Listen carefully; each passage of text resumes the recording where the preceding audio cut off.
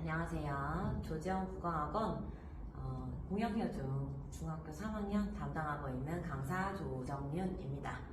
오늘은 2023년 공영여중 3학년 중학교 1학년 중간고사 국어 리뷰를 해보도록 하겠습니다. 시험 범위입니다. 시험 범위 같은 경우에 문학이 시가 3편, 그리고 소설 1편, 수필 3편, 그 다음에 비문학 2편 이렇게 나왔는데, 일단 문학 같은 경우에 여기 노란색 표시되어 있는 게 이제 시 2편이 교과서 이제 외의 작품입니다. 그래서 학교 선생님께서 프린트로 추가로 하신 작품이라 볼 수 있고, 그 다음에 여기 있는 시계는 어떻게 달력을 이겼을까 같은 경우에는 수필이긴 하지만 중수필로서 논설문의 성격이 강하기 때문에 비문학처럼 풀릴 수 있는 문제였습니다. 그리고 마지막 지우의 여행지 속의 글쓰기 같은 경우에도 기행문이어서 수필이긴 했지만 이게 장문 단원이었기 때문에 좀 더 장문에 풀 수 있는가, 여기에 좀 더 포인트가 맞춰져서 문제가 나왔습니다. 그리고 이제 비문학 같은 경우에 2편 정도가 들어왔는데, 이제 문제는 이제 지구가 불났다라는 이제 글이 있었는데, 요게 학습 활동에 나왔던 글이거든요. 근데 이게 이제 학생들이 수업할 때 학교 선생님께서 수업을 하지 않으셔가지고 시험 문제 안 나올 거다라고 이야기를 했는데, 제가 좀 불안해서 이제 수업도 조금 간단하게 하고 직보 때도 이야기를 해줬더니 다행히 여기서 문제가 출제가 돼서 좀 다행이었던 부분입니다. 그 다음에 요거는 이제 더 읽어보기, 교과서에서 시험 범위를 충분히 학교 선생님께서 주셨던 부분이고, 문법 이렇게 들어갔습니다. 보시면 아시겠지만 생각보다 1학기 중간고사 시험 범위가 조금 소화하기에는 많은 양이었다라고 볼 수 있습니다. 자, 그러면 실제로 출제됐던 문항을 살펴보시게 되면 문학이 시험 범위가 많았던 만큼 총 18문제가 실리게 되었습니다. 그래서 이제 보시면 작품이 많았음에도 불구하고 여기 이렇게 한 문제 내지는 여기 비문학 마찬가지, 여기서 그쵸, 학교 선생님께서 수업을 안 하셨지만 2문제나 출제를 하셨고 여기도 한 문제가 출제가 되었습니다. 그러면 시험 범위가 많았지만 결국에 거의 대부분의 영역을 다 공부를 했어야만 점수를 고득점을 할 수 있었던 시험 범위이자 출제 문항이라고 볼 수 있습니다. 자, 이 중에 킬러 문항이죠. 이제 조금 어려웠던 4점짜리 문제라던가 내지는 조금 어렵게 나왔던 난이도가 있었던 문제들은 여기서 나오게 되었습니다. 그래서 김춘수의 꽃의 2번 문제, 그 다음에 5번 문제, 그리고 요거 2개가 합쳐진 한 문제짜리가 있었거든요. 요 연계 8번 문제, 그리고 22번 문제, 그리고 이제 요거 같은 경우에는 문제가 어렵지는 않았습니다. 그런데 이제 저희 학생들이 학교 선생님께서 수업을 안 하셨다고 하셔서 이제 조금 놓친 학생들도 있지 않았을까, 이제 혼자서 스스로 공부하거나 내지는 선생님이 정말 중요하지 않다고 했기 때문에 조금 가볍게 여기셨으면 아마 시험 문제 풀다가 좀 당황하셨을 것 같습니다. 그래서 이제 당황할 수 있을 것 같은 문제 2문제 이렇게 좀 힘들었다 이렇게 볼 수 있고, 문법은 10번, 13번 문제가 4점짜리로 제일 난이도 있는 문제였습니다.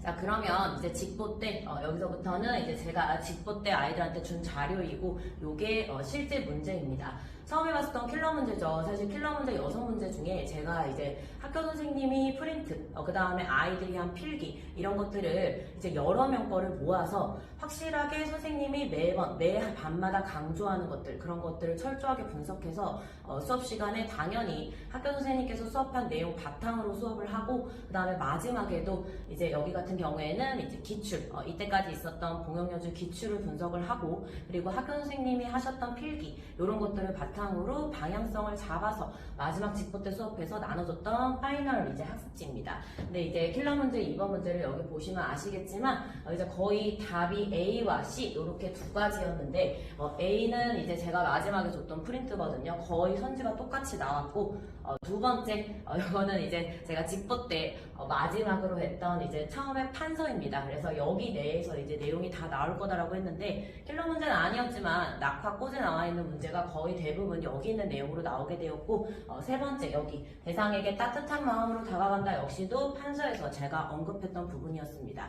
그래서 아이들이 비교적 쉽게 킬러 문제도 넘길 수 있었습니다. 다음 2번째는 이제 소설입니다. 어렸을 때 소설은 사실은 어려운 문제는 아까도 말씀드렸지만 수필과 연계됐던 문제였고, 요거는 킬러 문제는 아니고 난이도가 쉬웠지만 여기서 이제 소설 문제 나올 거다라고 직보 때 얘기했던 게 그대로 나와줬기 때문에 저도 기분이 좋았고 아이들도 비교적 체험 난이도가 쉽게 느꼈다고 이야기해줬습니다.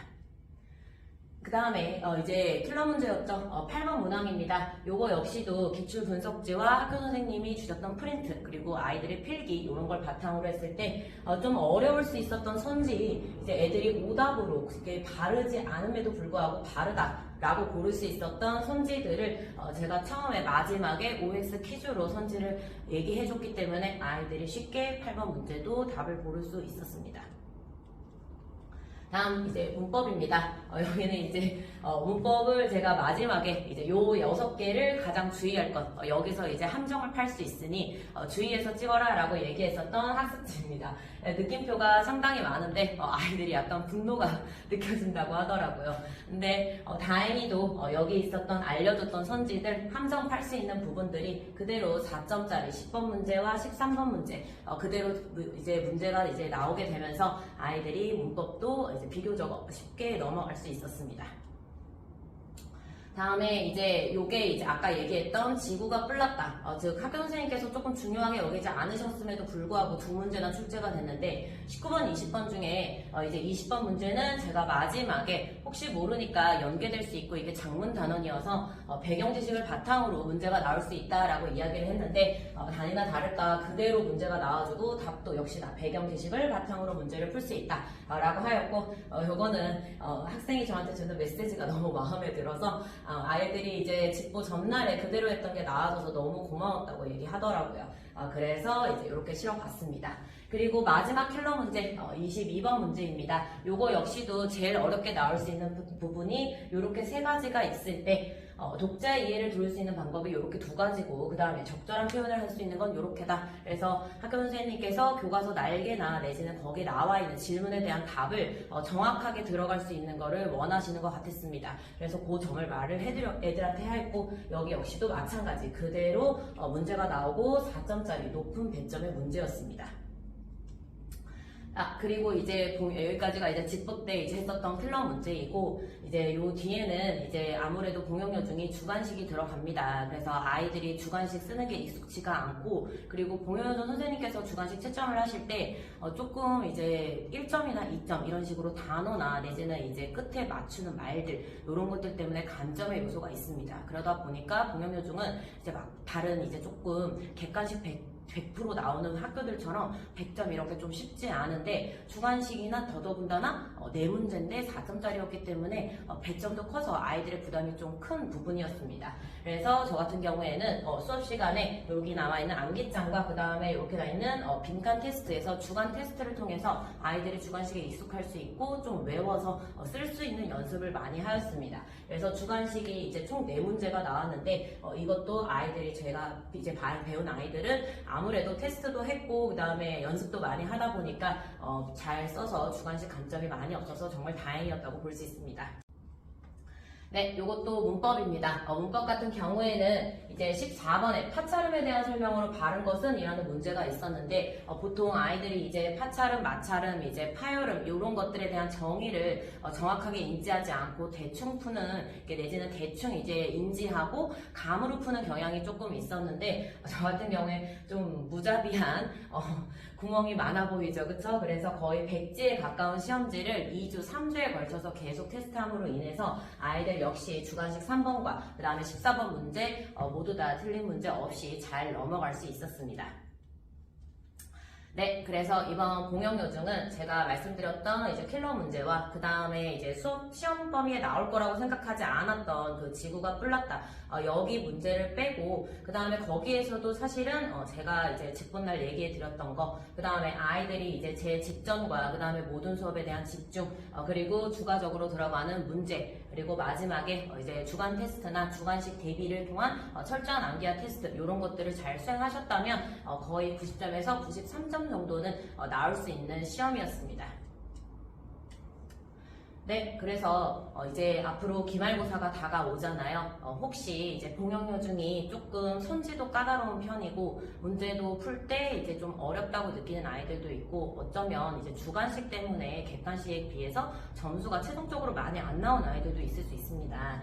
그리고 또 처음에 말씀드렸다시피 넓은 범위인데도 불구하고 문제가 고르게 분포가 되기 때문에 전체 처음부터 끝까지 수업의 핵심 내용들을 전부 다 꼼꼼하게 볼 필요가 있고요. 그 다음에 주관식 대비 당연히 들어가 줘야 됩니다. 그래서 매주 저는 주관식 테스트를 통해서 아이들이 주관식이나 내지는 쓰는데 조금 더 익숙할 수 있게 도와줄 거고요. 그 다음에 8번 문제. 그래서 수필과 이제 소설 같은 경우에 갈래가 연합이 됐을 때 아이들이 이제 시와 소설과 수필과 희곡 요 각 갈래에 대한 구별과 그 다음에 각 갈래에서 설명하고 있는 특징들 이런 것들을 두고 그 다음에 문제 푸는 습관, 특히나 공영여중 같은 경우에는 선지를 단어 하나 내지는 문제 위치를 바꾸거나 조사 하나 이런 것들을 잘 보는 게 중요하거든요. 그래서 아이들이 문장의 선지가 시작이 됐을 때 선지의 처음부터 선지의 끝까지 꼼꼼하게 읽고 끊어 읽는 문제 푸는 습관까지도 같이 연계해서 해줬어야 8번 같은 킬러 문제를 맞출 수가 있습니다. 그리고 마지막에 문법 같은 경우에 시험 범위가 추가됐을 때 이제 킬러 문제 아까 10번과 14번 말고도 그 외에 나머지 문법들도 문제를 보시게 되면 단순히 암기해서 풀 수 있는 것도 있지만 거기 나와 있는 예시들이 교과서에 있는 예시가 하나도 없고 다 교과서 외에 있는 예시가 있었습니다.